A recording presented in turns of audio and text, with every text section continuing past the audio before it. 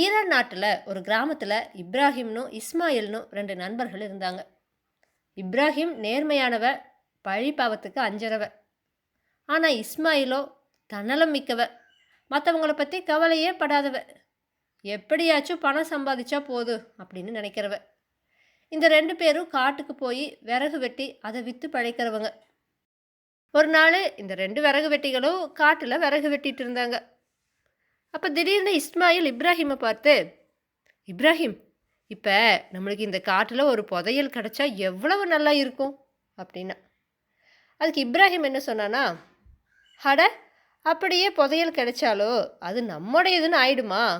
அது இந்த நாட்டோட சொத்து. அதனால் அதை அந்த நாட்டை ஆளற பாதுஷா கிட்ட கொடுத்து விடத்தானே வேணும் அப்படின்னு சொன்னான். ஆனால் இஸ்மாயிலோ, நான் இப்படிப்பட்ட முட்டாத்தனத்தை எல்லாம் செய்ய மாட்டேன்டா, எனக்கு வேண்டியது பணம் மட்டும்தான், உன்னோட நேர்மை இல்லை அப்படின்னு சொன்னான். இதுக்கு அடுத்த நாள் ரெண்டு பேரும் காட்டில் விறகு வெட்டிட்டு இருந்தப்ப இப்ராஹிம் ஒரு பெரிய மரக்கட்டையை பொழந்துட்டு இருந்தான். அப்போ அதிலிருந்து ஒரு தங்க பாத்திரமும் நிறைய தங்க நாணயங்களும் அவனுக்கு கிடைச்சிது. அதை பார்த்து அவன் ஆச்சரியப்பட்டான். உடனே அவன் இஸ்மாயிலை கூப்பிட்டு, இஸ்மாயில், இங்கே பாரு, எனக்கு நிறைய தங்க நாணயங்கள் கிடைச்சிருக்குன்னு சொன்னான். இஸ்மாயில் உடனே, சரி, அதை என்ன செய்ய போற அப்படின்னு கேட்டா. இப்ராஹிமோ, என்ன செய்ய போற, அப்படியே எடுத்துட்டு போய் பாதுஷா கிட்ட கொடுத்துடுவேன்னு சொன்னான். இதை கேட்ட இஸ்மாயில், இதனால உனக்கு என்ன லாபம்? அவரு பரிசா எதுவுமே கொடுக்கலன்னா என்ன ஆகுறது? உனக்கு நஷ்டம் தானே. நானா இருந்தா அதை எனக்காகவே வச்சுக்குவேன்னு சொன்னான். இப்ராஹிமோ, அட, அது முறையில்லை அப்படின்னு சொன்னான். அடுத்த நாளே இப்ராஹிம் தனக்கு கிடைச்ச தங்க பாத்திரத்தையும் பொற்காசுகளையும் பாதுஷா கிட்ட கொண்டு போய் கொடுத்தான். பாதுஷாவும் அவனோட நேர்மையை பாராட்டி அதை வாங்கிட்டு தம்மோட கஜானாவிலிருந்து 1000 பொற்காசுகளை வரவழைச்சு இப்ராஹிமுக்கு கொடுத்தாரு. இப்ராஹிம் அதை வாங்கிட்டு பாதுஷாவுக்கு நன்றி செலுத்திட்டு போனான். அந்த பணத்தை கொண்டு அவன் வியாபாரத்தை ஆரம்பித்தான். இது நடந்து 2 நாள் கழித்து போலி தங்க நாணயங்களை அசல் தங்க நாணயங்கள்னு சொல்லி இஸ்மாயில் கொடுத்ததுக்காக அவன் கைது செய்யப்பட்டா அப்படிங்கிற செய்தி இப்ராஹிமுக்கு கிடைச்சிது. இப்ராஹிம் தலைநகருக்கு விரைந்து போய் பாதுஷாவை பார்த்து இஸ்மாயில் தன்னுடைய நண்பனும் தான் அவனுக்கு ஜாமீன் கொடுக்கறதாகவோ அவனை விடுவிக்க வேண்டும்னு வேண்டுனான்.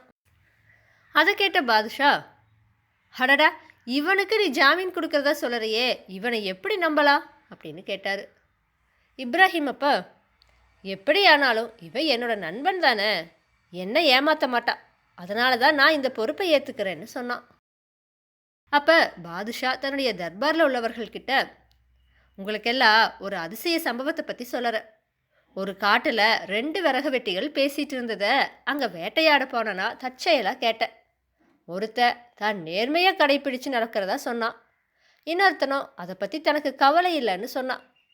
2 பேரையும் பரீட்சை பண்ணி பார்க்கறதுக்காகத்தான் நான் தங்க முலாம் பூசின நாணயங்களை காட்டில் 2 இடங்களில் மறைச்சி வச்சேன். அந்த 2ம் அவங்களுக்கு கிடைச்சிது. ஒருத்த நேர்மையாக அதை கொண்டு வந்து கொடுத்தா, இன்னொருத்த அதை தானே வச்சுக்கிட்டான். நேர்மையாக கொண்டு வந்து கொடுத்தவன் தான் இந்த இப்ராஹிம், இன்னொருத்த சிறைப்பட்டு இருக்கிற இஸ்மாயில்னு சொன்னார். அதை கேட்டு தர்பாரில் இருந்தவங்க இப்ராஹிமுடைய நேர்மையை பாராட்டினாங்க, இஸ்மாயிலை இகழ்ந்தாங்க. இஸ்மாயில் தன்னுடைய செய்கைக்காக வெட்கி தலை குனிஞ்சு நின்னான். அப்போ இப்ராஹிம் பாதுஷா கிட்ட, ஐயா, பார்த்தீங்களா, என்னுடைய நண்பன் தன்னுடைய செய்கைக்காக உண்மையாகவே வருத்தப்படுறான், அவனை மன்னிச்சு விடுதலை செய்ய வேண்டற, இனி ஒருபோதும் அவன் தவறு செய்ய மாட்டான் அப்படின்னு வேண்டுனான். பாதுஷாவோ இப்ராஹிமுடைய வேண்டுகோளை ஏற்றுக்கிட்டு இஸ்மாயிலை விடுதலை செஞ்சார். இஸ்மாயிலும் திருந்தி இப்ராஹிமுடைய வியாபாரத்தில் கூட்டாளியாகி நேர்மையாக நடந்து வந்தான்.